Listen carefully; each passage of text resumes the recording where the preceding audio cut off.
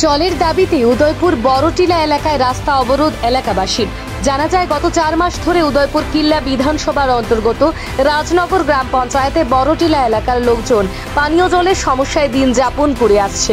এ নিয়ে বহুবার এলাকার লোকজনেরা স্থানীয় গ্রাম পঞ্চায়েত থেকে শুরু করে কিল্লা আরডি ব্লক এমনকি জল সম্পদ দপ্তরের আধিকারিকদের বহুবার পানীয় জলের সমস্যা সমাধানের জন্য এগিয়ে আসার আহ্বান জানানো হয়েছে। অভিযোগ দপ্তর থেকে এ ব্যাপারে কোনো উদ্যোগ গ্রহণ করা হয়নি, তাই বাধ্য হয়ে বৃহস্পতিবার উদয়পুর বড়টিলা এলাকার জনগণ জলের দাবিতে রাস্তা অবরোধ করে রাখে। এলাকার লোকজনদের দাবি সংশ্লিষ্ট এলাকায় নিয়মিত জল সরবরাহ করতে হবে, নতুবা পথ অবরোধ চলবে। এদিকে এই গরমে কয়েক ঘন্টা ধরে পথ অবরোধ চললেও কোনো আধিকারিকরা আসতে দেখা যায়নি। 4 মাস ধরে জল হইতেছে না। আমরারে মোটর আসিল, মোটরটি নষ্ট হয়ে গেছে। ওখানকার আমরা গাড়ি দিয়ে জল আনিয়ে দিতেছে। এই গাড়ির জল আমরা না হইলে 1 কলসি নাইলে 2 কলসি জল আনিয়ে দেয়। এই 2 কলসি করে পাই হইলে এই জল আমরা কোনো কাবার না। আজকে 4 মাস ধরে আমরা এই জল কষ্ট হইতেছি। পঞ্চায়েতের থেকে তারা জানাইছি, প্রধান জানাইছি, তারা কোনো এলাও করছে না।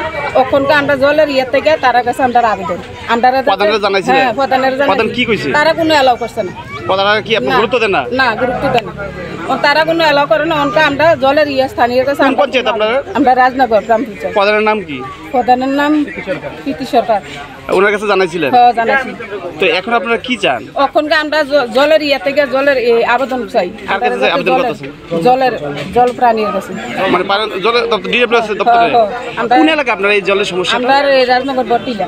কত মাস ধরে আপনাদের এই অনেক বছর গত কিছুদিন আগে এই রাস্তা অবরোধ করছিলেন? হ্যাঁ, এই জলের লেগে আমরা অবরোধ করছি। এলে কতবার আপনারা অবরোধ করছেন? এরপরে দিয়া হয়ে গেছে জলের 4-5 বার আপনারা অবরোধ করছেন। যখন অবরোধ করেন আপনারা কি আশ্বাস দেন? আমরা আশ্বাস দিতেছে আমরা জল দিব, এরকম করে আশ্বাস দিতেছে। আমরা কোনো জলের নাই। এখন আমরা জলের দিছে না। কোন রাস্তা আপনারা অবরোধ করছেন? আমরা এটা ভিতরা রাস্তা আমরা অবরোধ করছি।